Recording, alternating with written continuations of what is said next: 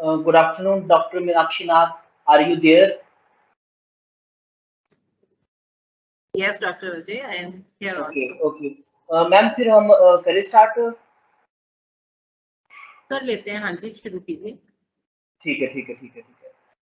Good afternoon to all of you. Hope all are you doing well.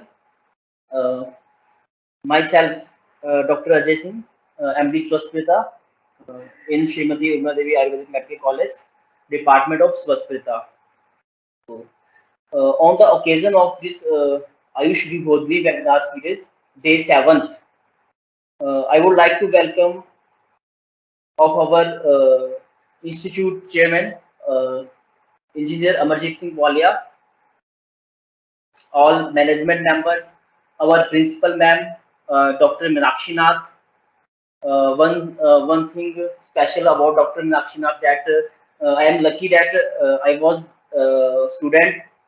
Uh, I was the student of Dr. Meenakshi Nath, and now I am working in her teaching faculty. So thank you, ma'am, and our vice principal, ma'am, Dr. Midhu Sharma, the a hard worker and a dedicated personality of our institute, and all teaching faculty of our college, and the power of our institutes, that is our college students and all other delegates, uh, all are welcome the top deep of my heart. Dr. Nakshinath, are you able to listening? आवाज आ रही है? Yes, Dr. Ajay, you are audible. Okay, okay, okay, ma'am. Okay.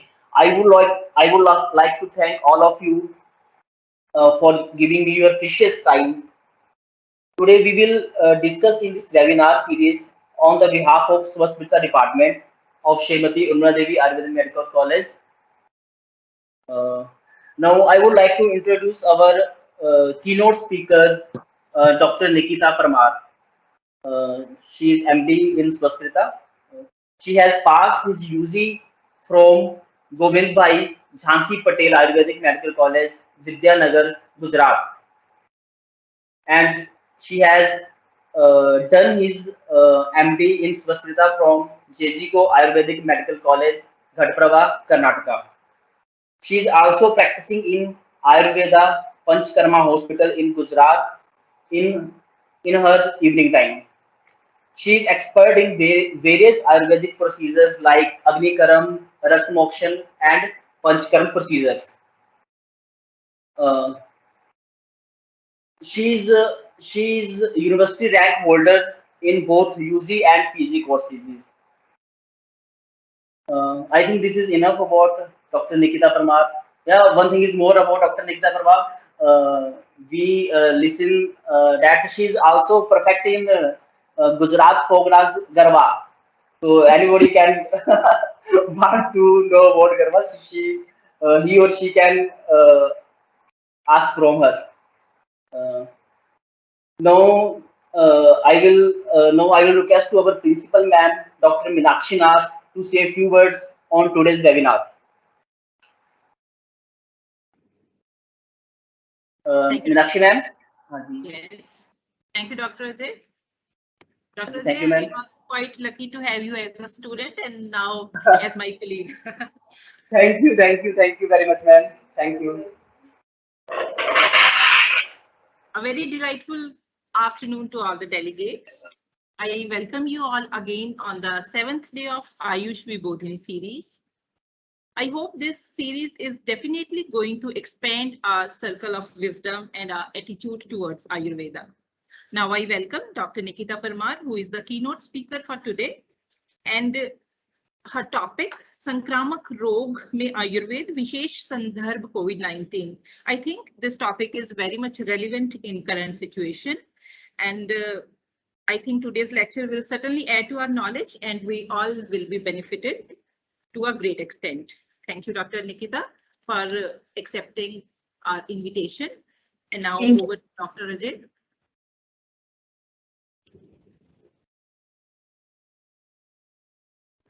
Doctor Ajay, आप फिर अपने आप unmute कीजिए.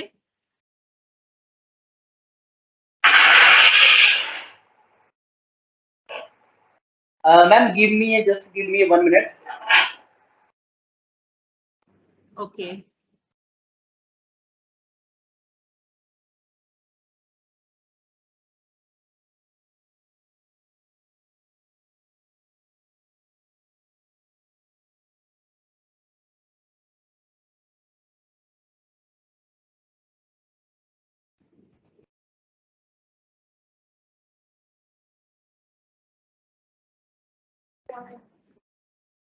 Doctor Rajesh, सब ठीक है?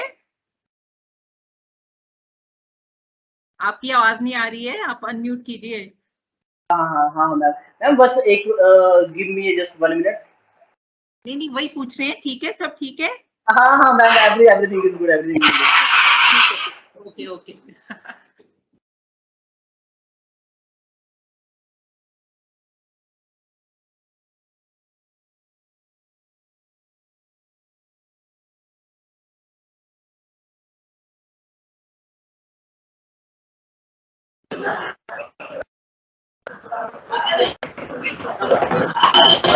Doctor Nikita, hello doctor Nikita, अपना टॉपिक कंटिन्यू करते हैं ना, आप देख लीजिए अगर आपकी जरूरत है। हाँ ओके ओके। हाय, तो एक्चुअली जैसे ही डॉक्टर मीनाक्षी नाथ ने हमें बताया कि टुडेज टॉपिक इज संक्रामक रोग में आयुर्वेद विशेष संदर्भ, कोविड-19 disease. So nowadays COVID-19 is a big trouble for all, not for only India, for all world. So I think this topic will help us and our students a week. So Dr. Nikita, you can continue with your topic. Yeah, sure. Namaskar. Good afternoon, all of you. I would like to thank Chairman Sir, Amarjit Singh Walia, Principal Dr. Madam Meenakshi Nath, Vice Principal Mridu Sharma ji, to give me this opportunity to share my knowledge and thoughts about COVID-19 and my experiences in this webinar. Myself, Dr. Nikita Parmar, MD Swasthvrutta from Gujarat. I welcome all students and all other delegates present over here. Here I am sharing my PPT. मैं lecture अभी start करूंगी मेरा धन्वंतरी भगवान के प्रार्थना से।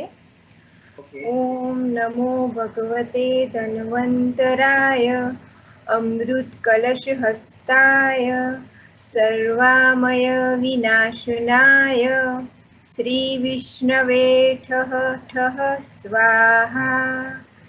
ओम अश्विनाय ज्वरीरिषो द्रवत्पाणि शुभस्पति पुरुभुजा च नश्यतम्।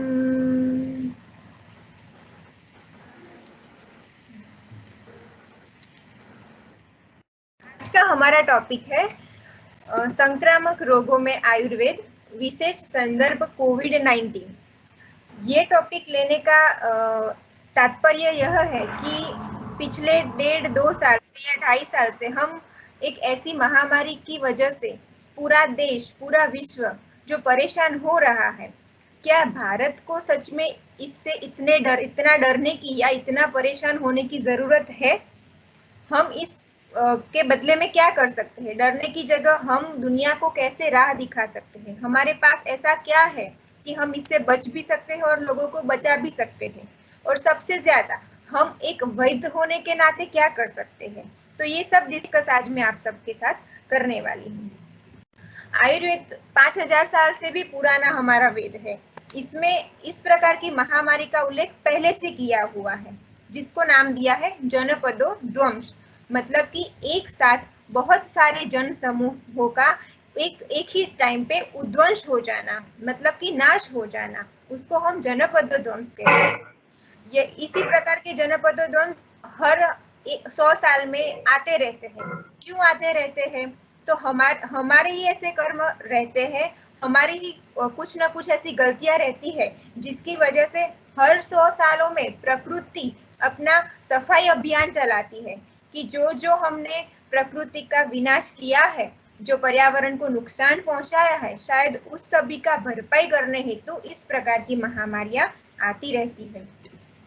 जनपदो ध्वंस उसमें मुख्य पॉजिटिव फैक्टर्स क्या क्या रहते हैं? तो वायु, जल, अग्नि और काल, polluted air, water, land and time और सीजन, ये 4 मुख्य जो चीजें हैं उसका अगर विकृत स्वरूप हो जाए, मतलब कि वो सम अवस्था में ना रहे, उसका हीन योग हो या अति योग हो जाए, तो वो जनपद ध्वंस है, ये हमें समझना चाहिए।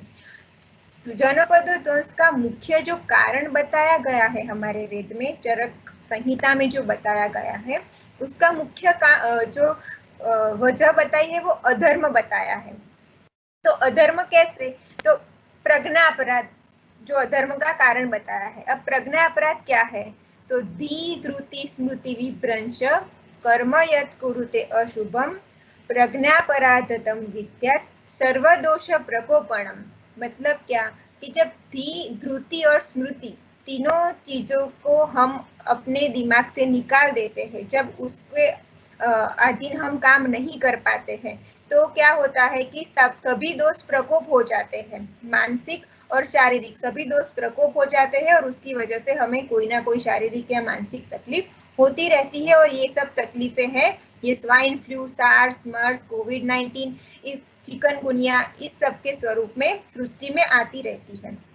प्रज्ञापराध का एक एग्जाम्पल दूं तो जैसे अगर हम रास्ते पे कहीं पे जा रहे हैं घूमने के लिए, तो पहली बार अगर हम जा रहे हैं, बीच में बहुत बड़ा खड्डा आ गया, पहली बार तो हमें पता नहीं रहेगा कि खड्डा था, हम उस खड्डे में गिर जाते हैं, ठीक है। उस बार तो हमें पता नहीं था, इसलिए हम गिरे, हमें चोट भी लगी, हमें उस वक्त समझ में आ कि ये नहीं करना चाहिए था, ये गलती की हमने, हमें संभल कर साइड में से जाना चाहिए था, फिर भी हम उस वक्त नहीं समझ पाए।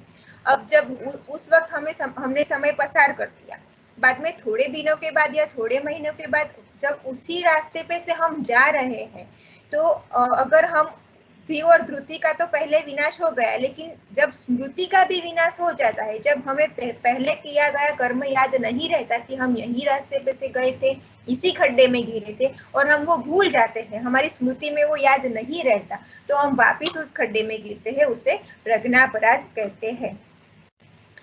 सबसे बड़ी डेफिनेशन जो संक्रामक रोग की दी है वो सुश्रुत निदान स्थान 5वें अध्याय में दी है। उसकी डेफिनेशन कुछ इस प्रकार से है: प्रसंगात गात्र संस्पर्शात निश्वासात सह भोजनात सहशय्या आसनश्चापि वस्त्रं माल्यानुलेपनात् कुष्ठं ज्वरश्च शोषश्च नेत्र अभिसंधि एव च औपसर्गिक रोगाश्च संक्रामन्ते नरान्नरम्।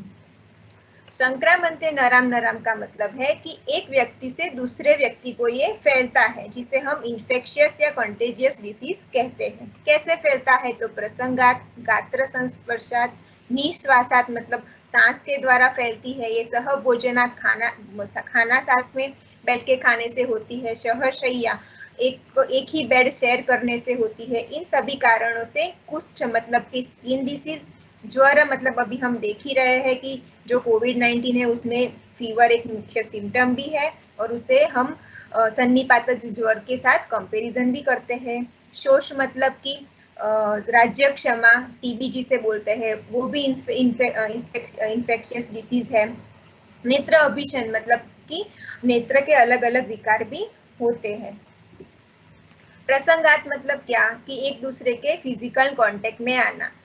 प्रसंगात का मतलब सिर्फ सेक्सुअल रिलेशन नहीं है, हग करते हैं, हम किस करते हैं या एक दूसरे को टच करते हैं, जितने नजदीक एक दूसरे के आते हैं उससे भी ये रोग फैलता है। गात्र संस्पर्शात ऐसी सिचुएशन कहाँ पे होती है? जहाँ क्राउडेड प्लेसेस है, जैसे कि जिम है, थिएटर है, ट्रेन है, बस है, शॉपिंग मॉल्स है, इस सभी जगह पर हम भीड़ में इकट्ठा नहीं होना चाहिए, उसकी वजह से भी ये महामारियां, इस प्रकार की महामारियां फैल सकती है। वस्त्र माल्यानुलेपनात् मतलब कि एक के कपड़े पहने हुए दूसरे व्यक्ति को नहीं पहनने चाहिए। ज्वेलरी एक दूसरे की शेयर नहीं करनी चाहिए। कॉस्मेटिक प्रोडक्ट्स नहीं एक दूसरे के यूज करने चाहिए। फुटवेयर है, कैप है, कॉम्ब है, ऐसी छोटी छोटी रोजिंदा जिंदगी में हम जो बातें या जो चीज यूज करते हैं उसको एक दूसरे के साथ शेयर नहीं करना चाहिए। अभी के ज़माने में जो ज़्यादा प्रोडक्ट्स हम यूज़ करते हैं, जैसे कि सेल फोन है, मोबाइल्स है, लैपटॉप्स है, कैलकुलेटर है, पेन है, शेविंग की ये सब भी एक दूसरे के साथ शेयर नहीं करना है। ये सब अगर हम नहीं करेंगे तो फीवर, स्किन डिसीज, आई डिसीज, इन सब से हम बच सकते हैं।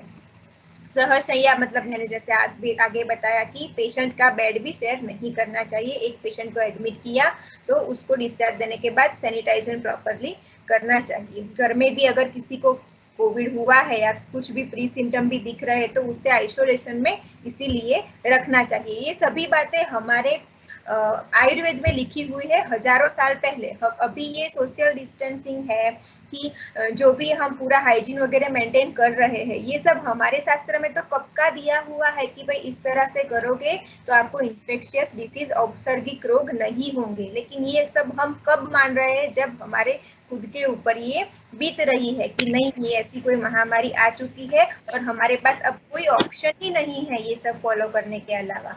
तो हमारे साथ क्या होता है कि हम गुजराती में एक कहावत है कि हार्यो वड़े छे वार्यो नहीं वड़तो, मतलब कि उसको बोला कि देखो ऐसा ऐसा फॉलो करो, सद्वृत्त फॉलो करो तो ये होगा, ऐसा अच्छा होगा, ऐसा बुरा नहीं होगा। लेकिन उस वक्त कोई समझ नहीं पाता। लेकिन जब हमारे खुद के ऊपर बीतती है, जब हम देखते हैं कि जानलेवा हो सकता है, तब हमें कंपलसरी ये करना पड़ता है। सह आसन मतलब एक ही सीट पर बैठे हुए जगह पे दूसरे को नहीं बैठना चाहिए। जनरली ये सब होटल्स में खाना खाने जाते हैं लोग, सिनेमा घरों में होता है, पार्क्स में, स्विमिंग पूल में, ट्रेन में, बस में, ये सब जगह पे होता है। अब स्विमिंग पूल लिखा है तो उस पर से एक बात याद आती है कि जैसे ही समर वेकेशन आ जाएगा, समर शुरू होगा, तो लोग स्विमिंग पूल में जाना, वाटर पार्क में जाना शुरू कर देते हैं। चले तो जाते हैं लोग, लेकिन फिर क्या होता है, एक दूसरे की स्किन के जो वायरस, बैक्टीरिया या कुछ भी इन्फेक्शन होता है, और उसकी वजह से क्या होता है कि समर सीजन जाने के बाद या ऋतु संधि काल जब आता है, समर बीतता है और नेक्स्ट सीजन की शुरुआत होती है, तब स्किन डिसीज के बहुत सारे पेशेंट बढ़ जाते हैं और ऐसे क्लिनिक पे हमारे आते हैं कि स्किन प्रॉब्लम हो रहा है। तो ये भी एक बहुत बड़ा रीजन है। निश्वासात मतलब कि एक इनहेलेशन एक दूसरे का इतने पास से नहीं लेना चाहिए अगर ऐसा कुछ तकलीफ हुआ है तो।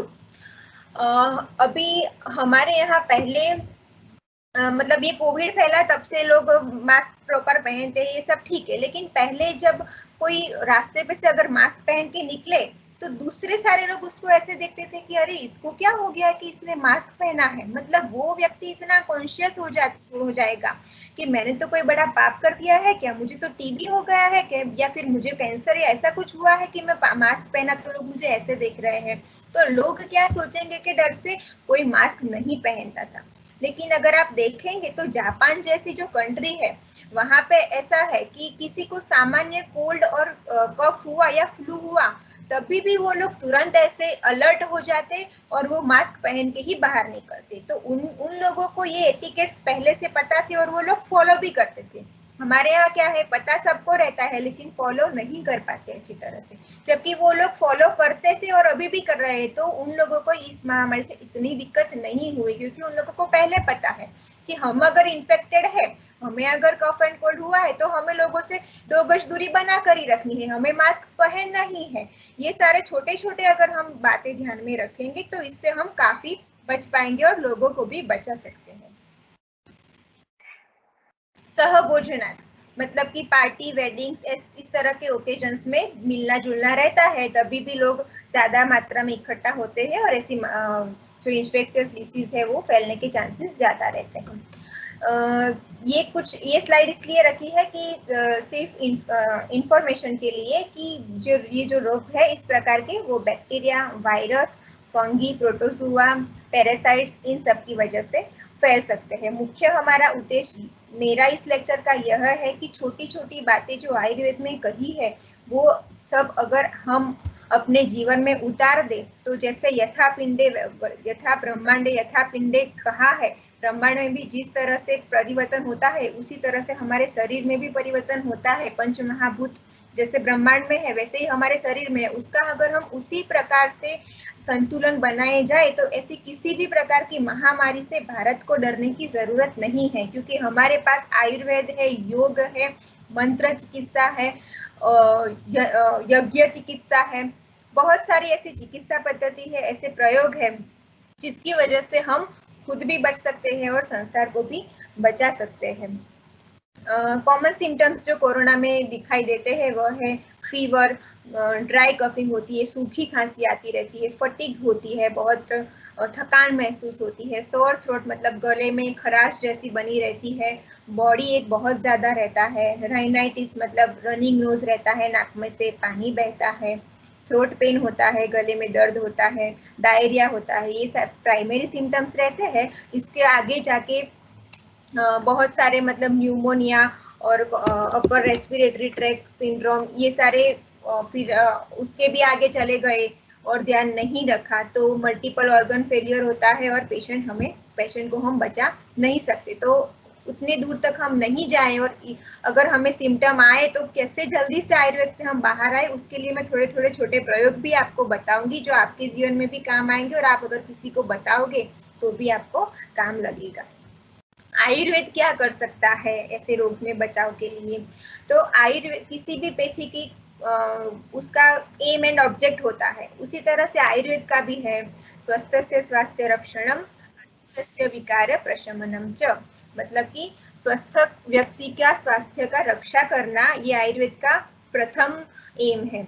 और उसके बाद अगर व्यक्ति प्रज्ञापराध करता है या फिर ऐसी कोई महामारी में फंसता है या किसी भी कारण अगर उसको डिसीज होता है, वो रोगग्रस्त होता है, तो उसको ट्रीटमेंट देना और उसको ठीक करना। तो प्रिवेंशन में हम क्या कर सकते हैं? इम्यूनिटी बूस्टिंग मतलब कि इम्यूनिटी बढ़ा सकते हैं हम। इम्यूनिटी बढ़ाने के बहुत सारे तरीके हैं, वो आगे मैं बताऊंगी आपको। उसके ऊपर से आपको ध्यान में आएगा कि इम्यूनिटी बढ़ाने के लिए हमें कोई टैबलेट्स खाने की जरूरत नहीं है, या इम्यूनिटी ऐसी चीज नहीं है कि हमने आज गोली खाई और कर हमारी इम्यूनिटी बढ़ गई।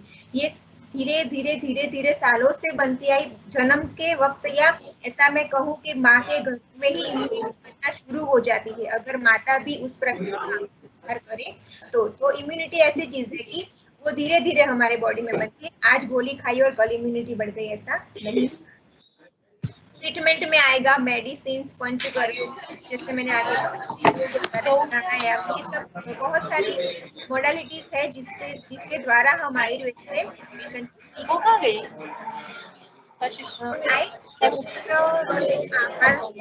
निद्रा और ब्रह्मचर्य, ये हमारे त्रय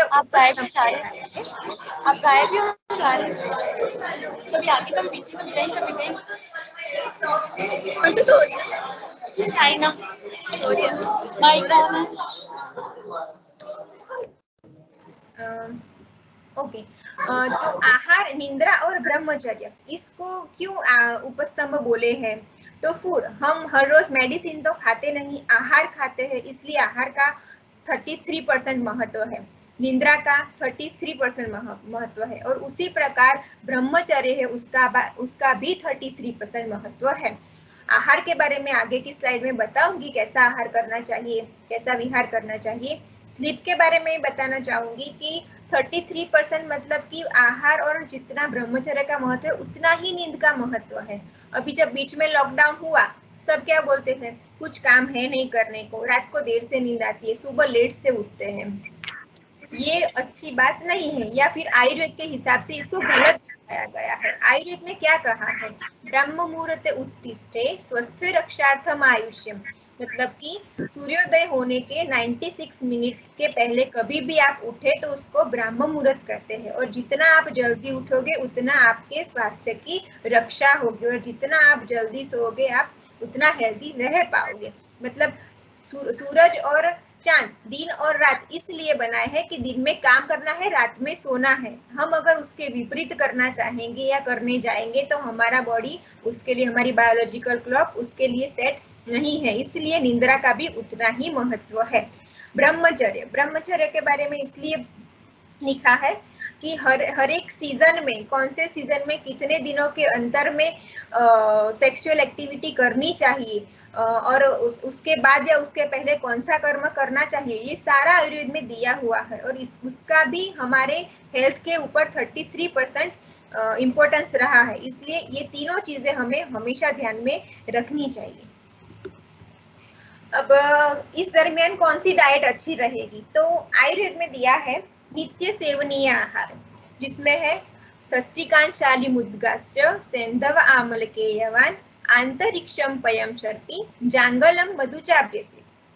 मतलब कि जो षष्टिकशाली है, मतलब 60 डेज में जो चावल उगते हैं उसको हम हर रोज खा सकते हैं।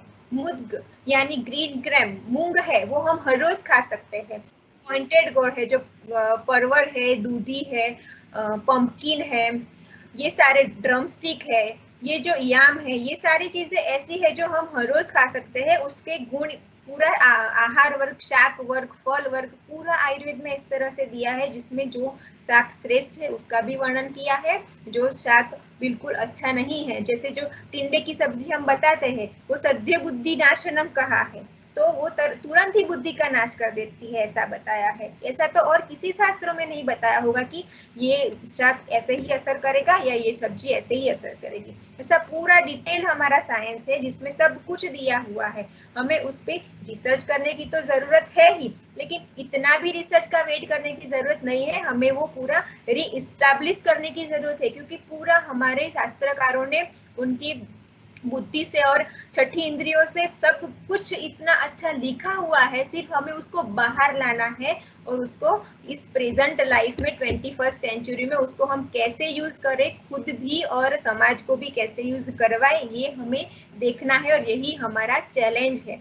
जैसे बोला है ना, योजक तत्र दुर्लभ, मतलब आता सब कुछ है, पता सबको सब कुछ है, लेकिन योजक मतलब कि जो गाइड करने वाला है उसकी ही कमी रह जाती है हर वक्त। तो हमें भी गाइड बनना है और सबको, समाज को, देश को गाइड करना है कि भाई इस प्रकार से करना चाहिए। और वैद्य होने के नाते तो हमारी पहली फर्ज है कि हम ये लोगों को गाइड करें कि कैसे आहार ले। अभी देखे तो हॉस्पिटल्स में खाना क्या देते थे, तो कर्ड भी देते हैं वो लोग, मिल्क भी देते हैं, पंजाबी सब्जी भी देते हैं, राइस भी देते हैं, सब कुछ अभी खाने को देते हैं, रोटी भी देते हैं, घी भी देते हैं। लेकिन हमारे आयुर्वेद में हर अवस्था के अनुसार अगर भूख नहीं है तो उसको मंड, पेय, यूष ये सब देना है। अगर भूख अच्छी लग रही है तो उसके दोष के हिसाब से उसको डाइट देना है, उसकी अवस्था के हिसाब से डाइट देना है।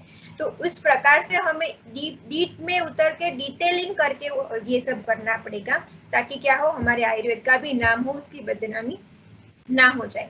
ड्राइड ब्लैक रेसिन्स मतलब सूखी काली द्राक्ष, ये भी बहुत अच्छा रहता है जब वीकनेस ज्यादा रहती है, तो ये हम खा सकते हैं। रिपन मैंगो, जब मैंगो की सीजन आती है तो नेचुरली पका हुआ मैंगो जरूर खाना चाहिए। देसी काऊ मिल्क और घी जरूर खाना चाहिए। श्रीखंड समर सीजन में खाना चाहिए।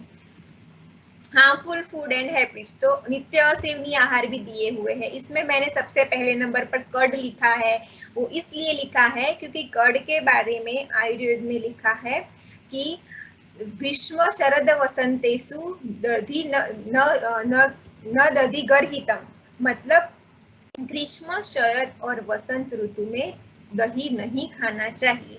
अब ऐसा क्यों लिखा है? तो ग्रीष्म ऋतु में नेचुरली गर्मी ज्यादा बढ़ी रहती है, शरद ऋतु में पित्त का प्रकोप रहता है और वसंत ऋतु में कफ काल रहता है।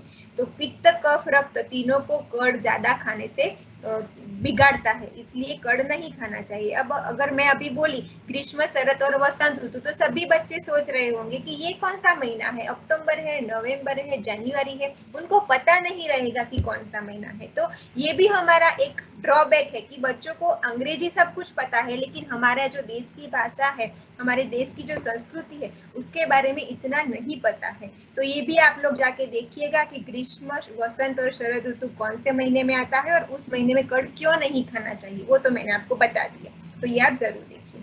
लेडीज फिंगर है, लेडीज फिंगर लेडीज को बहुत वैसे पसंद रहती है, बच्चों को भी बहुत पसंद आता है, लेकिन इसका भी ज्यादा इस्तेमाल नहीं करना चाहिए, क्योंकि इससे भी अभिसंधि रहता है, इसकी वजह से गुरुता आती है शरीर में, आम संचिति होने लगती है, इसलिए ये भी ज्यादा नहीं खाना चाहिए। ब्लैक ग्राम मतलब कि उड़द की दाल हफ्ते में एक ही बार खानी चाहिए, हर रोज नहीं खानी चाहिए। और अगर कोविड जैसा कुछ इन्फेक्शियस डिसीज हो गया है, कफ के रिलेटेड कोई सिम्टम्स है, तो वो उस वक्त पूरा अवॉइड करना चाहिए। वाटरमेलन लिखा है क्योंकि वाटरमेलन के बारे में भी शास्त्र में ऐसा लिखा है कि दृष्टि शुक्र परम हरम, मतलब वाटरमेलन दृष्टि को, मतलब आई साइड को भी नुकसान पहुंचाता है और शुक्र को भी नुकसान पहुंचाता है। मैं ऐसा नहीं बोल रही कि वाटरमेलन कभी मत खाओ, लेकिन कई कई लोग ऐसे रहते हैं जिनको हर रोज समर सीजन में शाम को वाटरमेलन चाहिए ही, एक डिश या दो डिश उनको खाना ही रहता है, तो इतना अतिशयोक्ति नहीं करना चाहिए, उसको लिमिट में खाना चाहिए। ग्रीन ग्रेप्स, आयुर्वेद के हिसाब से जो ग्रेप्स द्राक्ष बोली है उसको श्रेष्ठ फल बोला है, फिर भी मैंने यहाँ पे हार्मफुल फूड में क्यों लिखा, उसका भी एक रीजन है। तो ये जो द्राक्ष रहती है उसके ऊपर जो कंटेजियस पेस्टिसाइड डाले रहते हैं उसकी वजह से उसके ऊपर एक वाइट परत लेयर जैसा आपको दिखता होगा आप लेने जाओगे तो। ये पहले के जमाने में ऐसा नहीं था, लेकिन अभी उसको फ्रेश रखने के लिए उसमें सब कुछ ऐड करने के लिए ये सब कंटेजियस पेस्टिसाइड डालते हैं। उसकी वजह से क्या होता है कि जो गले में है वो खराश होने लगती है अगर उसको प्रॉपर वॉश करके नहीं खाया गया तो उस तरह का खाना उससे अच्छा कि नहीं खाए।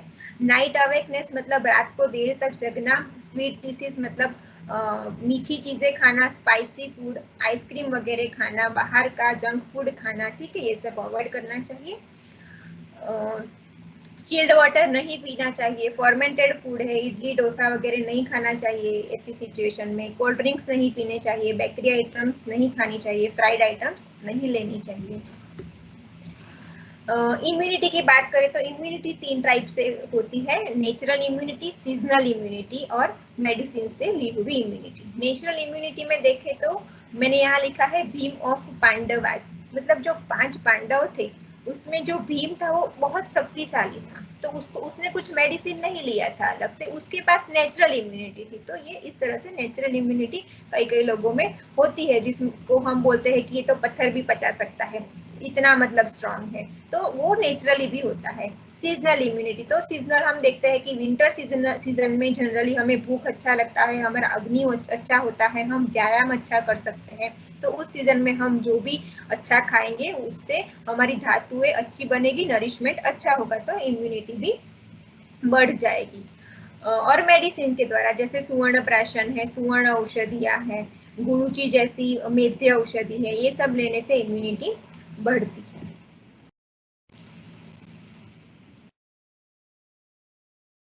अब बात करते हैं योग की।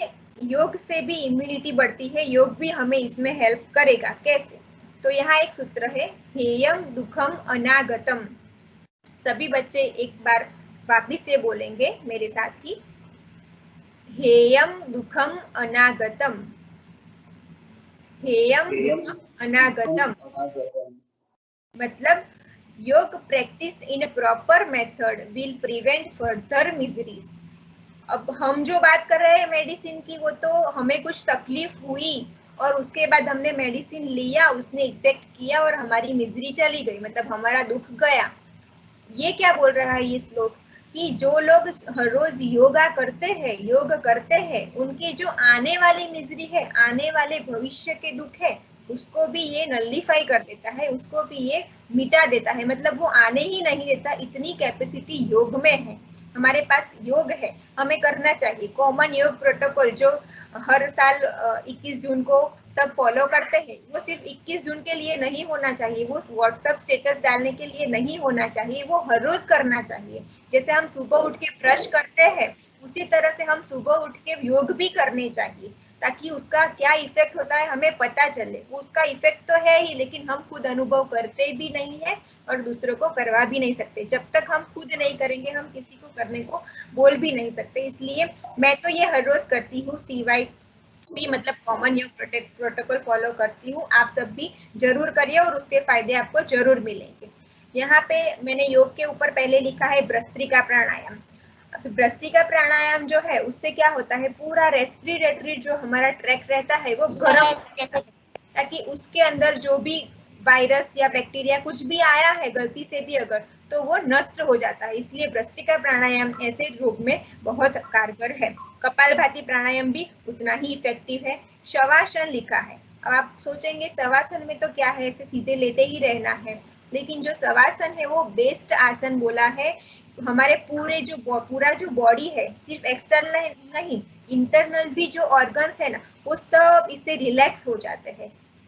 तो इससे क्या होगा कि जो हमारे मानस और शारीर दोनों की जो थकान रहती है वो शवासन से निकल जाती है, सारे मसल्स जो है वो रिलैक्स हो जाते हैं, इसलिए शवासन भी करना चाहिए। योग निद्रा इसलिए लिखा है कि योग निद्रा करने से 6 घंटे की नींद 20 मिनट या आधे घंटे की जो योग निद्रा रहती है उसमें कंप्लीट हो जाती है। इतना अच्छा इसका इफेक्ट हमने देखा भी है, पेशेंट में भी देखा है।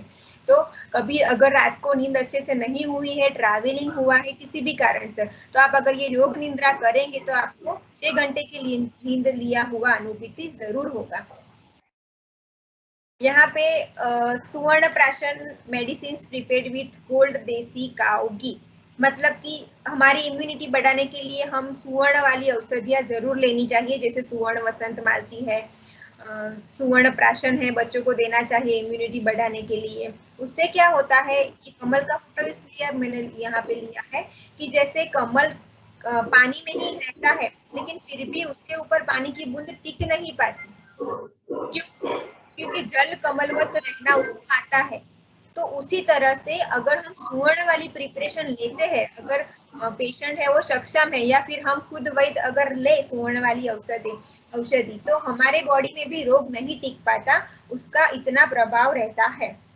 यहाँ पे मैंने गाय का फोटो डाला है, वो इसलिए डाला है, गाय का जो दूध रहता है उसमें सुवर्ण क्षार रहते हैं, वो जो क्षार रहते हैं वो भी क्षार ऐसे रहते हैं जो हमारे इंटेस्टाइन में जाके अच्छे से एब्जॉर्ब भी होते हैं और डाइजेस्ट भी होते हैं। इसीलिए गाय का दूध और गाय का घी ही खाना चाहिए।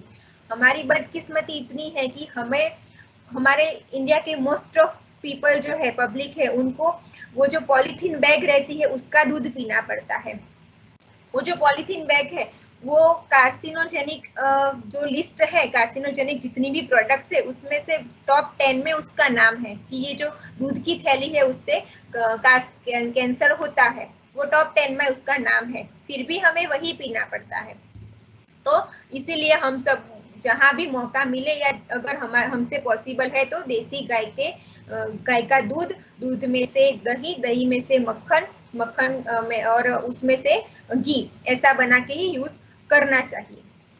कभी मिल्क पार्लर पे जाके देखे तो हमने देखा होगा कि एक ही व्यक्ति उधर आता है खरीदने के लिए, तो वो दूध भी खरीदता है, वह छाछ भी लेके जाता है, वह मक्खन भी लेके जाता है, वह दही भी लेके जाता है। तो हमें ये सोचना चाहिए कि भारत जैसे देश में जिसका इतिहास इतना बड़ा है, जिसमें जो कृष्ण भगवान थे वो खुद माखन चोरी करके खाते थे अपने घर से, ऐसे देश में हमें दूध, दही, छाछ, मक्खन सब कुछ बाहर से लेना पड़े तो इतना परावलंबन क्या सही है? इतना परावलंबन करने की क्या हमें जरूरत है? क्यों ना हम देसी गाय का दूध ले और उसमें से दही बनाए, दही बना के उसमें मक्खन निकाले, ताजी छाछ भी पिए और उस मक्खन में से घी निकाल के वह घी खाए जिसमें ग्रोथ हार्मोन रहता है, जिस मक्खन में ग्रोथ हार्मोन रहता है। तो हमें ये सब सोचना चाहिए।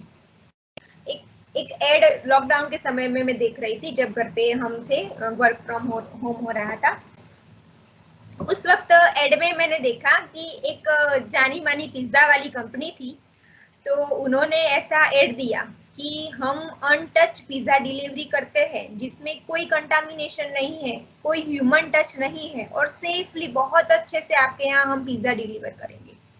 तब मुझे ख्याल आया कि इनकी इतनी ज्यादा डेयरिंग कैसे हो सकती है कि इस सिचुएशन में जहां लोग बाहर मर रहे हैं, जहां मेडिसिन प्रॉपर नहीं मिल पा रही है, जहां पता ही नहीं चल रहा है कि रोग कहाँ से आ रहा है, कहाँ जा रहा है, कैसे फैल रहा है, उस समय में ये लोग ऐसी एडवर्टाइजमेंट दे रहे हैं कि पिज्जा हम आप तक पहुंचाएंगे। तो ये उनका डेयरिंग नहीं है, ये हमारे समाज की डिमांड है जिसको वो पूरी कर रहे हैं।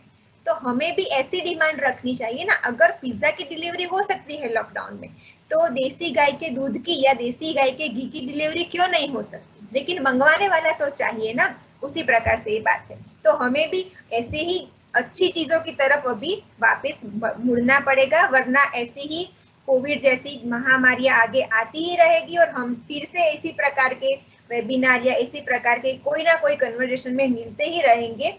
अब मिले तो बहुत अच्छी तरह से मिले, ऐसा हम सबको संकल्प लेना पड़ेगा ताकि आगे जाके और भी खतरनाक महामारी से लड़ने की हमारे में क्षमता बनी रहे। बाद में आता है यज्ञ चिकित्सा। यज्ञ चिकित्सा के बारे में लिखा है यस्य गृहे हवे कृष्णम तत्र हन, मतलब कि हे कृष्ण, जिसके घर में हवन होता है उसके घर में बीमारी नहीं आती। यज्ञो वे श्रेष्ठतम कार्य, जो यज्ञ है वो श्रेष्ठ कार्यों में से एक गिना गया है। अग्नि मुखा ही देवता, अगर आपको भगवान को कुछ चढ़ाना ही है तो वो आप अग्नि के मार्ग से ही दे सकते हैं। मतलब अग्नि है, उसमें आप होम हवन सामग्री डालेंगे, वो भी ऑर्गेनिक प्योर सामग्री डालेंगे तो ही वो भगवान तक पहुंचता है। ये औषध है ना, उसका 4th क्रम है। सबसे पहले यज्ञ आता है, यज्ञ बलि होम औषध, ऐसा 4th क्रम पे है औषध। तो सबसे पहले तो यज्ञ है। जब राम जी का राज्य था, जब राम जी भगवान का जन्म हुआ था और उस समय का जो काल था सतयुग, उस वक्त सब बोलते थे कि ये तो राम राज्य है, यहाँ पे तो कोई बाप अपने बेटे से पहले मरता नहीं है, यहाँ पे किसी भी घर के दरवाजे को लॉक नहीं, ताला नहीं लगता है। मतलब इतना ट्रस्ट है सबको एक दूसरे पर, इतना सब लोग सात्विक है, ठीक है। तो ये सब क्यों होता था? वहां पे कभी चोरी नहीं होती थी, तो ऐसा क्यों? सिर्फ इतना नहीं था कि सिर्फ राम राज्य है और राम भगवान ने जन्म लिया है इसलिए ये सब था। इसलिए था क्योंकि वहां पे सुबह शाम अग्निहोत्र यज्ञ होता था। जो यज्ञ होता था, जो होलिका दहन होता था, वो प्रॉपर पद्धति से होता था। तो इसीलिए वहां पे उस वक्त के समय में ये सब कम होता था। यज्ञ चिकित्सा में एक और सूत्र अथर्ववेद का है, उसका ट्रांसलेशन मैं बताती हूँ। यदि रोगग्रस्त मनुष्य मृत्यु को प्राप्त होने वाला हो या उसकी आयु क्षीण हो गई हो तो भी मैं विनाश के समीप से उसे वापस लाकर 100 वर्ष तक की पूर्ण आयु सुरक्षित करता हूँ। तो यज्ञ में इतनी ताकत है कि वो उसको मृत्यु के मुख में से भी वापस ला सकता है। तो यज्ञ चिकित्सा का भी इतना ही रोल है। आपके पास में अगर कोई गायत्र परिवार का कोई परिवार हो तो उसके पास जाके सीखना चाहिए। और अग्निहोत्र जो यज्ञ है वो सुबह शाम दररोज हॉस्पिटल में या घर पे या सभी जगह पे करना चाहिए। और इसके रिसर्च भी हो चुके हैं टीबी सैनिटोरियम में, जहाँ पे टीबी के पेशेंट के लिए ऐसे यज्ञ करवाए जाते हैं और उनको अच्छा रिजल्ट भी इससे मिलता है। एक है दैव्यपाशय चिकित्सा, उसमें पूना के डॉक्टर मोहन फड़के सर है, जो एक साइंटिस्ट भी है और मंत्र चिकित्सक है। उन्होंने हमें ये यंत्र दिया था। ये जो यंत्र है वो उसकी कॉपी हम हमारे पॉकेट में रख सकते हैं, हमारे घर में रख सकते हैं, हम सोते वक्त हमारे पिलो के नीचे रख सकते हैं। और ये जो मंत्र लिखा है, ओम भूर ओम भुव ओम स्वः ओम तत्सवितुर्वरेण्यम ओम भर्गो देवस्य धीमहि ओम धियो यो नः प्रचोदयात्, यह मंत्र अपना राइट हैंड है, उसकी 5 उंगलियां, चांदी का ग्लास मिले तो चांदी का ग्लास, नहीं तो फिर कांच के ग्लास में 5 उंगलियां ऐसे डुबा के और 21 बार ये मंत्र बोलना है और वो पानी पूरे दिन पीते रहना है। ये यंत्र इसलिए इसका नाम है सर्व बाधा रोगहर यंत्र, मतलब सभी रोगों के लिए जो काम करता है और विशेष करके श्वसन तंत्र के लिए, श्वसन तंत्र के रोगों के लिए जो काम करता है वह यंत्र। और ये मंत्र भी उतना ही इफेक्टिव है, मैंने खुद ट्राई किया है और हम हमारे पेशेंट को भी देते हैं, उसके बहुत अच्छे रिजल्ट मिलते हैं। आगे आता है धूपन चिकित्सा, उसमें रक्षोघ्न धूप है, पलंग कशादी धूप है, ये उसके इंग्रेडिएंट्स है। ये सारे के सारे अगर हम अच्छे से ऑर्गेनिक लाए और उसका धूप करें तो उससे भी बहुत सारे जीवाणु विषाणुओं का नाश होता है। मेडिसिन है वो तो क्या होगी, हम लेंगे, वो हमारे डाइजेस्टिव ट्रैक में जाएगी, वहां डाइजेस्ट होगी, ब्लड स्ट्रीम में जाएगी और इफेक्ट करेगी। धूपन चिकित्सा क्या है, हमने धूप किया, डायरेक्टली हमारे नाक से अंदर गई, एल्वियोलाई तक पहुंच जाती है और अपना इफेक्ट दिखाना तुरंत शुरू कर देती है। इसलिए धूपन चिकित्सा भी इतनी फास्ट इफेक्टिव होती है। एक फोटो मैंने इसलिए डाला है, इसमें लिखा है antibiotics will not treat cold and flu. ये किसी कोई तो देश का एक फोटो जहाँ पे बस के पीछे ऐसा लिखा हुआ था कि एंटीबायोटिक्स है वो कोल्ड एंड कफ को ट्रीट नहीं कर सकती है। तो ये जब पहले ये सब संशोधन नहीं हुआ था, अब तो खैर सबको बहुत पता है तो उपयोग इसका कम होता है, लेकिन फिर भी जब नहीं पता था तब हम एंटीबायोटिक्स लेते रहते थे, देते रहते थे, लेते रहते थे। उसकी वजह से क्या होता है कि उसको फिर इफेक्ट बहुत ज्यादा नहीं मिल सकते और उसकी साइड इफेक्ट्स आना शुरू हो जाती है। अभी हमारे यहाँ 4th जनरेशन की एंटीबायोटिक्स यूज कर रहे हैं और बाकी देशों में अभी 2nd या 3rd जनरेशन की एंटीबायोटिक्स यूज कर रहे हैं। क्यों? क्योंकि उनको पता है कि 4th जनरेशन के बाद 5th जनरेशन, 6th जनरेशन की एंटीबायोटिक अभी तक नहीं आई है। अगर ये भी रेजिस्ट हो गई तो आगे ट्रीट कैसे करेंगे?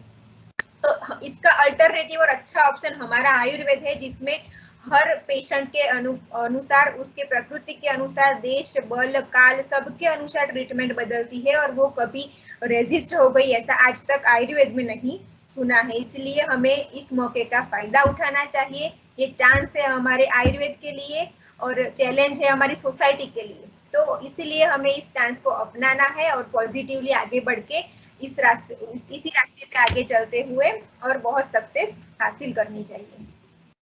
ये छोटे छोटे कुछ प्रयोग में बताती हूँ आपको। प्रतिमर्श नस्य करना चाहिए। नाक में देसी गाय के घी या तिल के तेल का 2-2 बूंद, जब नाक में खुजली हो रही हो, इरिटेशन हो रहा हो, तो अगर ये 2-2 बूंद गुनगुना करके नाक में डालेंगे तो तुरंत से ही जो एलर्जिक रिएक्शन आ रहे हैं वो सब कम हो जाते हैं। देव व्यापाशय चिकित्सा, जिसमें विष्णु सहस्त्र नाम स्तोत्र एक कहा गया है और ओमकार करने को बोला गया है। विष्णु सहस्त्र नाम जो स्तोत्र है वो 30 मिनट का रहता है। अगर सुबह शाम आप ये करोगे तो आपकी जो मानस स्थिति है लॉकडाउन की वजह से या रोगग्रस्त होने की वजह से या आपका परिवार का कोई ना कोई सदस्य इसमें बहुत दुखी हुआ है या फिर जिसकी डेथ हो गई है, तो ये जो सारे प्रकार के हमारे मेंटली इफेक्ट करते हैं स्ट्रेस, उसमें भी ये बहुत कारगर है। ओंकार के बारे में कहा है कि वो सर्वव्याधि नाशनम है, सभी प्रकार की व्याधियों को नाश करने के लिए वो सक्षम है। तो ओंकार दिन में 3 से 4 बार या सुबह उठ के या रात को सोते वक्त हम 4 से 5 बार जरूर करना चाहिए। कफ वाली अगर सर्दी हुई है तो सूंठी, काली मिर्च, लंबी पीपली चूर्ण करके उसको शहद के साथ सुबह शाम खाली पेट देना चाहिए। सूखी खांसी है तो एक प्रयोग जरूर करना चाहिए। अगर किसी को भी है तो ये आप जरूर करना, आपको जरूर फायदा मिलेगा। लेकिन सूखी खांसी है तभी। तो जब सूखी खांसी हो रही है तो क्या करना? सूर्यास्त के वक्त 100 मिली गर्म पानी में 3 मिली एरंडे का तेल मतलब कैस्टर ऑयल डालना है और उसको गरम गरम चाय जैसा गुनगुना पी जाना है। और जब ये हर रोज करना है और जब सूखी खांसी का वेग आया हो, जब सूखी खांसी आ रही हो, उसी वक्त इमीडिएटली क्या करना है तो 100 मिली गर्म पानी में 3 मिली देसी गाय का शुद्ध घी डालना है और पी जाना है। तो तुरंत ही सूखी खांसी का वेग जो है वो बंद हो जाता है। और क्या कर सकते हैं तो किशमिश है वो आप चूस सकते हैं। गुनगुना तिल का तेल है वो नाभि में डाल सकते हैं, उससे भी सूखी खांसी में अच्छा फायदा मिलता है। गले में अगर कफ जम गया है तो क्या कर सकते हैं? हल्दी और नमक के डीप गार्गल कर सकते हैं। गार्गल पर से मुझे एक बात याद आई कि हमारा एक पेशेंट था, पैरालिसिस हुआ था उसको, उसके लिए हमने उसको एडमिट किया था। अब उसका मुंह थोड़ा टेढ़ा हो गया था, तो हमारे आयुर्वेद में जो दिनचर्या बताई है उसमें मुंह में गंडूश करने को बोला है। एक जो पूरे दिनचर्या में एक गंडूश बताया है, तो उसके फायदे में भी लिखा है कि अर्दित है अगर तो हम कर सकते हैं। तो हमने उस हिसाब से उनको तिल के तेल का गंडूश शुरू करवाया 15-15 मिनट। हम रोज उनका असेसमेंट करते थे। 3-4 बार मैंने जाके पूछा कि उस रुग्ण को मैंने पूछा कि कैसा है अभी, आपको मुंह में कैसा लग रहा है या कुछ चेंजेस हो रहे हैं। मैंने डायरेक्टली नहीं पूछा कि आपका मुंह सीधा हो गया कि नहीं, जो खिंचाव था वो चला गया कि नहीं। मैंने उनको पूछा कि आपको क्या फायदा हुआ है बताइए। तो उन्होंने मुझे ये बताया कि उसमें तो मतलब मुझे ऐसा तो पता नहीं चल रहा क्या हुआ, लेकिन मुझे यहाँ पे दाढ़ थी, मेरी जो विजडम टूथ था वो हिल रहा था और दर्द मुझे बहुत हो रहा था। मुझे लगा था कि मुझे डेंटिस्ट के पास जाना पड़ेगा, आपके यहाँ से एक दिन में छुट्टी लेके मैं डेंटिस्ट को दिखा के आता हूँ। लेकिन ये जब से हमने तिल के तेल का गंडूश करवाया तो 4-5 दिनों में उन्होंने मुझे सामने से बताया कि वो पेन मेरा चला गया है और अब वो मेरा दांत हिल भी नहीं रहा है। मतलब वो कंप्लेन उन्होंने हमें पहले की भी नहीं थी, वो भी उनकी चली गई। तो इस प्रकार से हमारे आयुर्वेद के एक एक जो छोटे छोटे कर्म बताए है उसका इतना इफेक्ट है, इतना जल्दी इफेक्ट है कि हम उसको करेंगे तभी हम समझ पाएंगे। अगर हम करेंगे तो उसका हमें फायदा अवश्य मिलता है।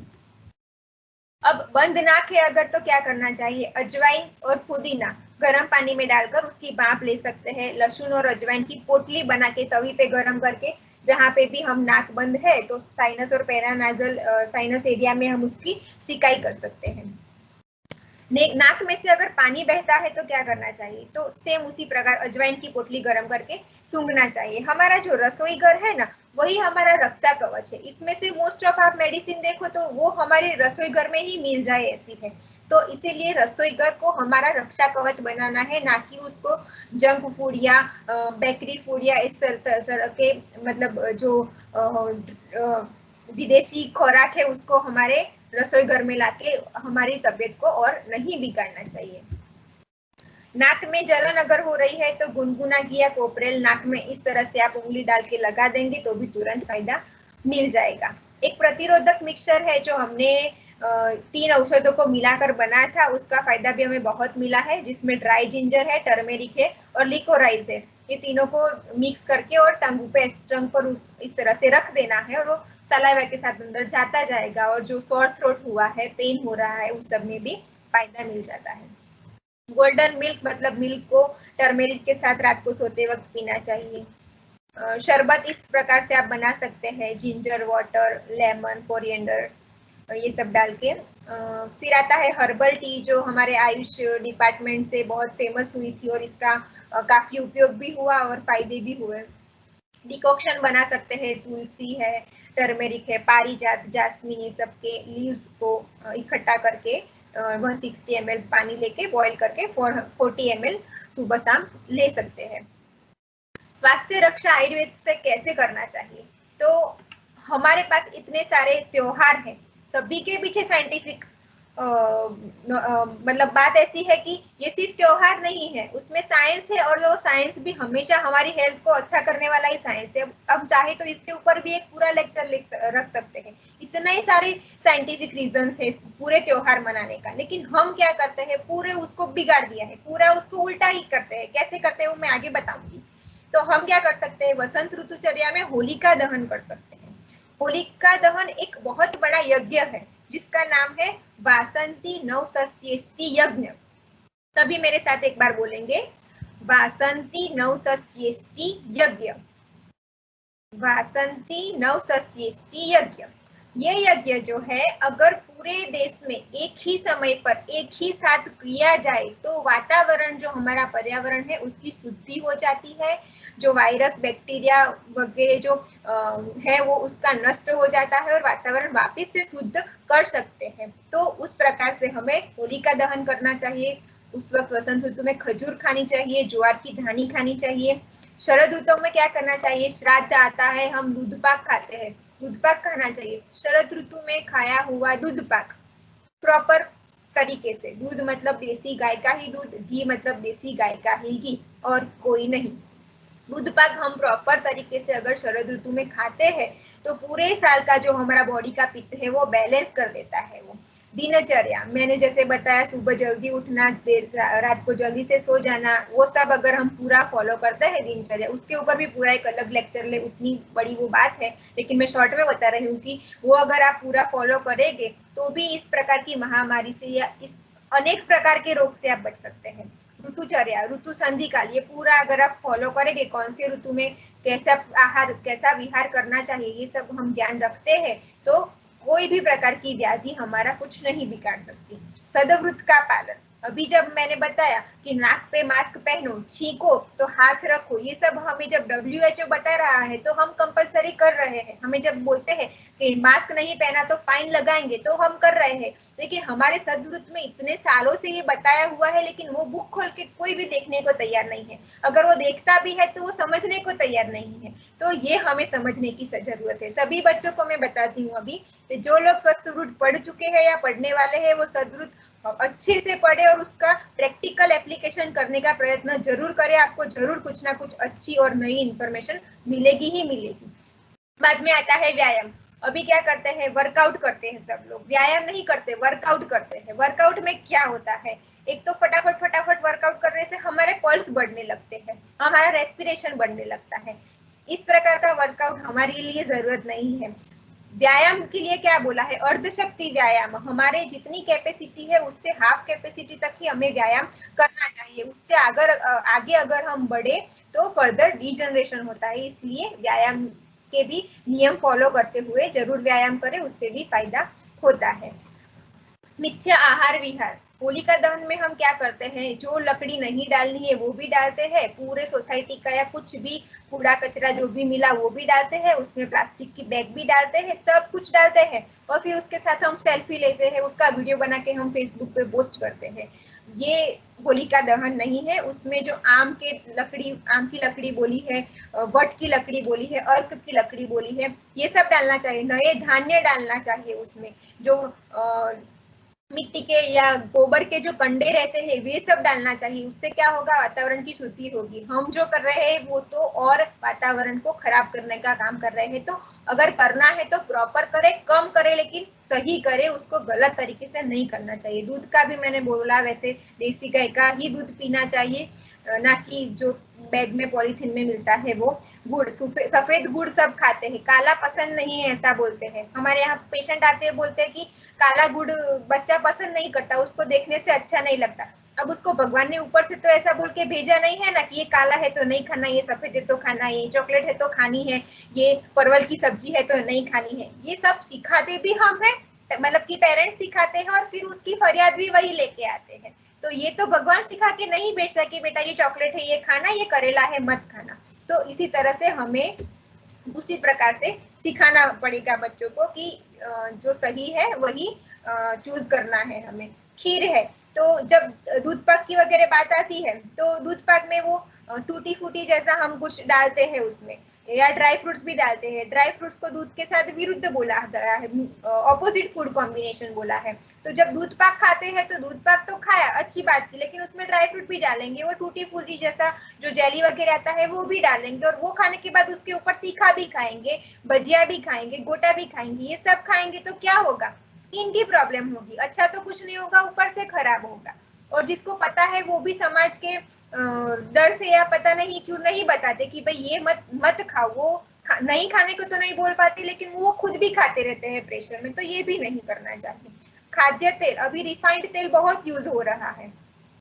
रिफाइंड मतलब क्या है, उसके अंदर ऐसी प्रोसेस होती है जो तेल को तेल के गुण ही नहीं रहने देती है तेल में, तो वो तेल खाने का भी कोई मतलब नहीं है। तो कोलेस्ट्रॉल स्वाभाविक रीत से बढ़ने ही वाला है।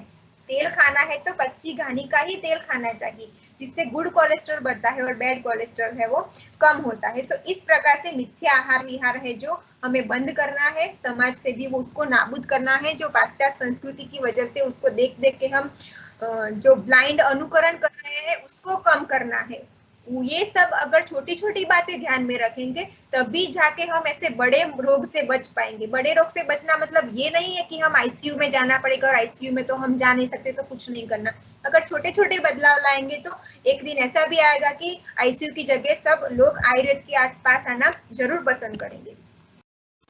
कोमोर्बिडिटीज, जिसको किडनी की प्रॉब्लम रहती है, hypertension, obesity, diabetes, cancer, autoimmune disease, आप सबको पता ही है कि इस प्रकार के जिसकी कोमोर्बिडिटीज रहती है उन लोगों को कोविड बहुत ज्यादा इफेक्ट करता है और उनमें रिकवरी चांसेस भी कम रहते हैं। तो ये सीधा आपको दिख रहा है कि इसमें मोस्ट ऑफ जो रोग है ना वो सारे लाइफस्टाइल रिलेटेड है। तो हमें हमारी लाइफस्टाइल बदलनी पड़ेगी। अगर हम देखते हैं कि कई लोग कोविड में पसार होके चले जाते, वो पता भी नहीं चलता कि उसको कोविड हुआ, और कई लोग पूरी तरह से उसमें घुस जाते हैं कि वो बच भी नहीं पाते। तो उसका कारण ही यही है कि उसकी लाइफस्टाइल हेल्दी नहीं है, उसका फूड हैबिट हेल्दी नहीं है।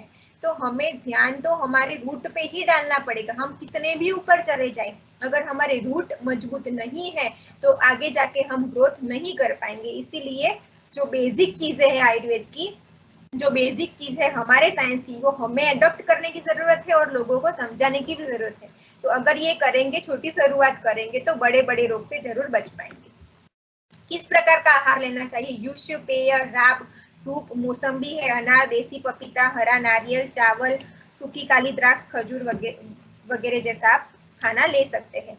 3 सप्ताह रहते हैं कोविड में, 3 अवस्थाएं रहती है। प्रथम अवस्था में माइल्ड सिम्टम रहते हैं, द्वितीय अवस्था में मॉडरेट सिम्टम रहते हैं, और तृतीय जो सप्ताह रहता है उसमें सीवियरिटी बहुत ज्यादा बढ़ जाती है। तो हमें प्रथम में से द्वितीय में भी नहीं जाना है, द्वितीय में से तृतीय में नहीं जाना है, ये पूरा प्रयत्न करना चाहिए।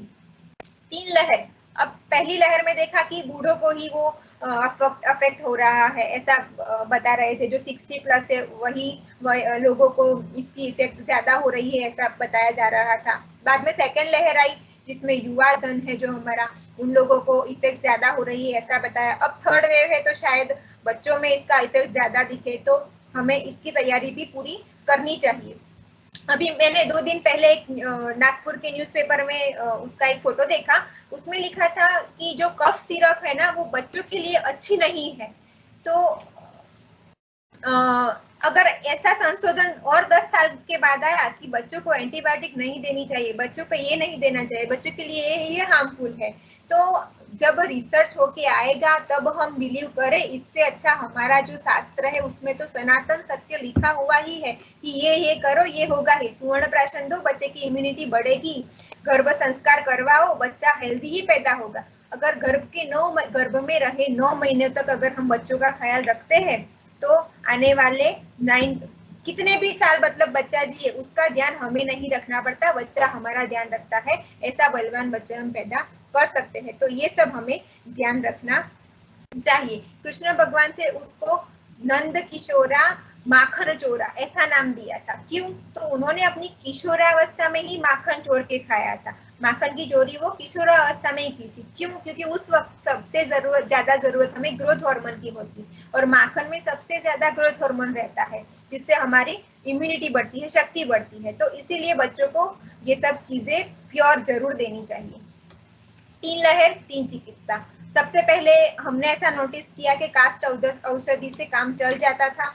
उसके बाद सेकेंड लहर में सुवर्ण औषधि देनी पड़ी थी, और शायद अभी थर्ड लहर आएगी उसमें दैव प्राश्य चिकित्सा ही ज्यादा काम लगेगी, जैसे ये यंत्र है, मंत्र है, यज्ञ है, ऐसा लग रहा है।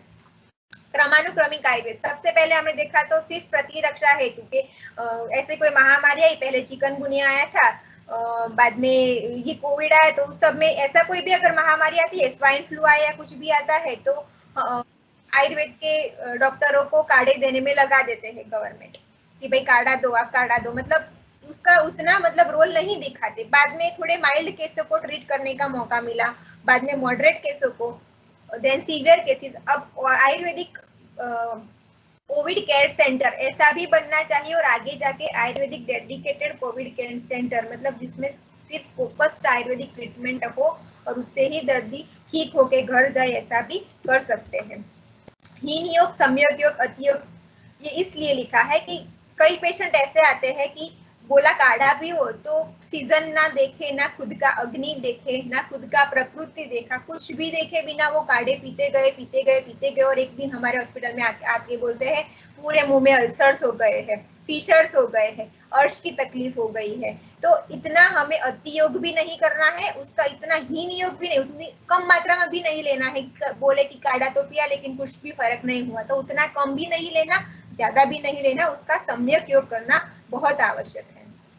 औषधि कौन कौन सी यूज कर सकते हैं, तो ये सारी मैंने नाम लिखे हैं, नागरवेल पत्र, एरंड तेल, अजवाइन पोटली, चतुर्थ अवशेष जल।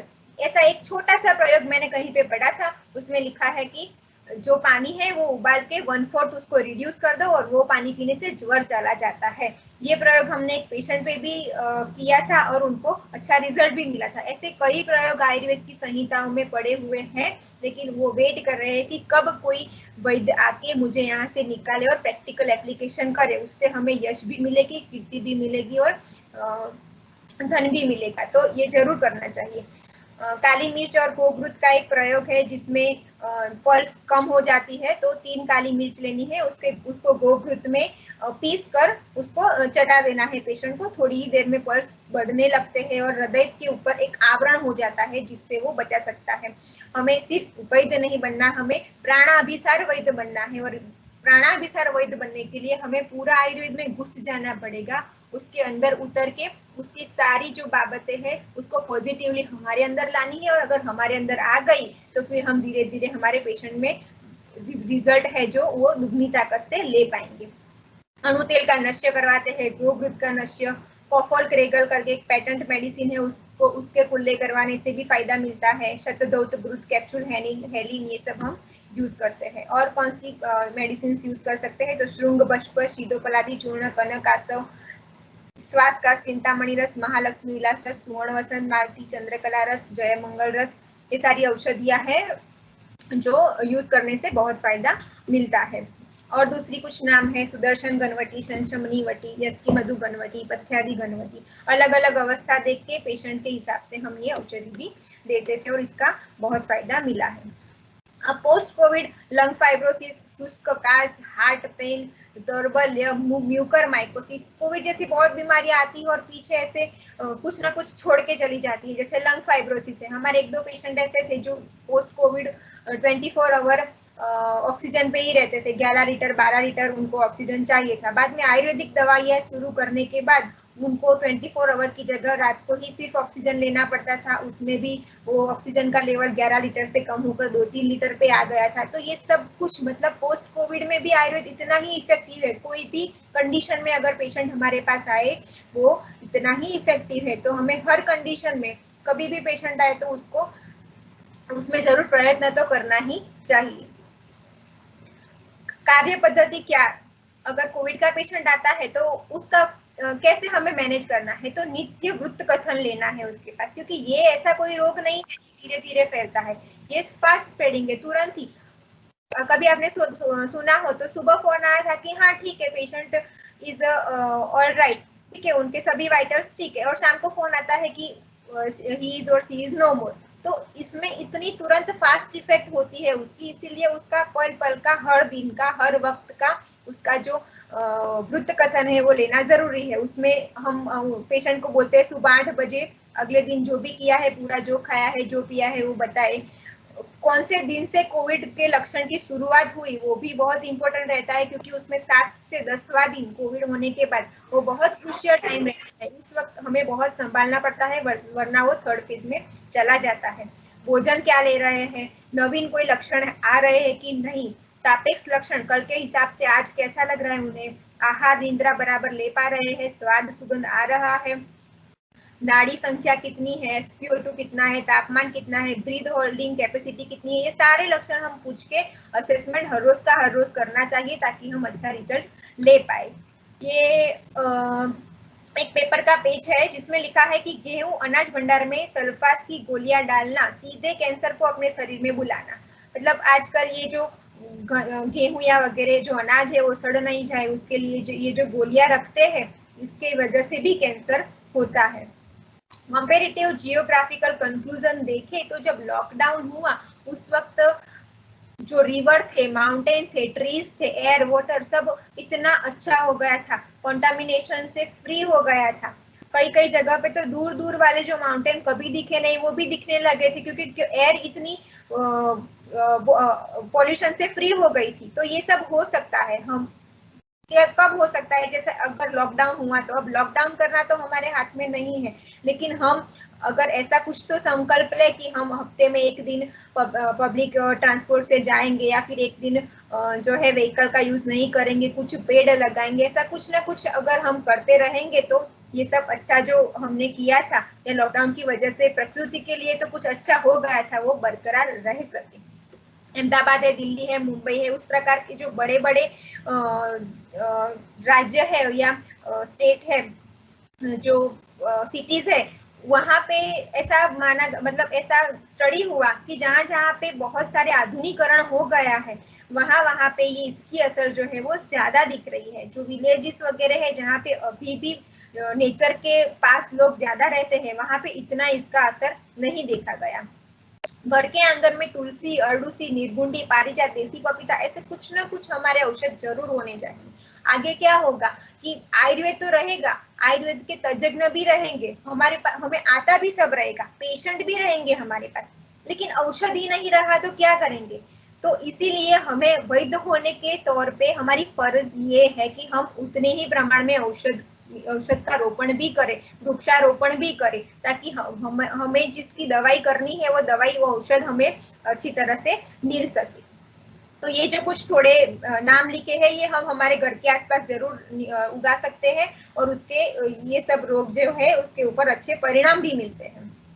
और क्या कर सकते हैं, तो वैदिक होलिका दहन कर सकते हैं, अग्निहोत्र सुबह शाम, प्रकृति का दोहन करना है, शोषण नहीं करना है, क्योंकि अब तक हम शोषण ही करते आए हैं और उसी की वजह से इस प्रकार की महामारियां और जो लैंडस्लाइड होती है या भूकंप आते हैं या कुछ भी होता है, प्रकृति जो भी हमें दे रही है वो हमने ही उनको दिया है, जो हम रिटर्न गिफ्ट की तरह हम ले रहे हैं। अभी शुद्ध आहार लेना चाहिए, आयुर्वेदिक वैदिक जीवन पद्धति को अपनाना चाहिए, संकल्प लेना चाहिए। संकल्प से एक कहावत याद आ रही है, विकल्प बहुत है बिखरने के लिए, विकल्प बहुत है बिखरने के लिए और संकल्प एक ही काफी है संवरने के लिए। तो एक ही संकल्प अगर आज हम ले कि हम कोई ना कोई वृक्ष जरूर बड़ा करेंगे हर साल, एक व्यक्ति अगर एक वृक्ष बड़ा करेगा तो हमारी भारत की जनसंख्या आप देख लो और समझ लो कि क्या हो सकता है, पूरा चित्र ही बदल सकता है। सिर्फ एक संकल्प की ही जरूरत है। तो हर बच्चा ऐसा संकल्प ले कि हम कोई ना कोई पौधा जरूर लगाएंगे, हम कोई ना कोई तरह से प्रकृति को मदद करने की या उसको जो हमने बिगाड़ा है उसको वापस ठीक करने की कोशिश जरूर करेंगे, तो जरूर फायदा हो सकता है। ये कुछ रेफरेंसेस है जो महाभारत में जो है उसमें लिखा था कि सोने के समय, घर से बाहर घूमने के समय तथा पूजन के समय अलग अलग वस्त्र होने चाहिए। मतलब कि बाहर गए तो आके तुरंत नहा के या हाथ मुंह धो के दूसरे वस्त्र पहन के ही घर में बैठना चाहिए। तो ये सारा हमें इन्फेक्शियस डिसीज से कैसे बचा जाए उसके लिए पहले से ही बताया हुआ था, उसको हमें प्रैक्टिकली इम्प्लीमेंटेशन ही करना है। ये एक पेपर है जिसमें जिंजर के बारे में लिखा है कि जिंजर का जो पाउडर रहता है वो मुंह में रखने से कैसे वो वायरस बैक्टीरिया के सामने लड़ सकता है। अमेरिका के विशेषज्ञ बोले कोविड के उपचार में उपयोगी हो सकता है आयुर्वेद, क्योंकि अब हमारे देश में ऐसा है कि हम बोले कुछ तो उसको रिसर्च में क्या है बताओ, परिणाम दिखाओ, लेकिन अगर कोई और देश बोलता है तो हम जल्दी से एक्सेप्ट कर लेते हैं। अभी मुझे इजराइल को याद करूं तो मैं सोचती हूँ कि वहां पे खेती लायक जमीन नहीं है इतनी, फिर भी वो अपने देश का एक कोना भी ऐसा बाकी नहीं रखते कि वो वनस्पति या अपने फ्रूट है, सब्जी है, वो ना उगाए, वो अपने छत पे भी उगाते हैं अपने खुद के लिए। तो हमारे तो यहाँ की इतनी सारी लैंड ऐसे ही मतलब पड़ी है जो बहुत उसका कुछ यूज ही नहीं करते हम, वहां पे खेती लायक जमीन है फिर भी उसको बंजर बना देते हैं। तो ऐसा नहीं करना चाहिए, हमें हमारी तरफ से पूरी कोशिश करनी चाहिए और लोगों को भी प्रोत्साहित करना चाहिए वृक्षारोपण के लिए और प्रकृति के दोहन के लिए। अमेरिका में आयुर्वेद की धूम ये भी एक है, Ayurveda here there and everywhere, Ayurveda सब जगह पे अब इतना फैल चुका है कि ये तो अब हमारी ही रिस्पॉन्सिबिलिटी है कि ये हमारा साइंस है, तो हम अब इसमें सबसे आगे हैं। हमें दूसरे देशों के पास से नहीं कुछ भी मार्गदर्शन लेना इस विषय में, क्योंकि हमें मार्ग दिखाना है सबको, क्योंकि ये हमारा साइंस है। इसलिए हमें ही इतना जागरूक होना पड़ेगा कि हम आयुर्वेद को दुनिया में इतना फैलाएं। ईरान में ड्राइड जिंजर का बहुत उपयोग हुआ ये कोविड के दरमियान, चाइना की जो ट्रेडिशनल पद्धति है उसमें लिकोराइस का बहुत उपयोग हुआ, जापान में लेमन का, और अब यूएसए में और हर जगह पे मतलब आयुर्वेद का इतना उपयोग हो रहा है। लास्ट में मैं थैंक यू करना चाहूंगी, आपने इतनी शांति से ओवर टाइम होने के बाद भी सुना, और thank you so much doctor Ajay and everyone, thank you.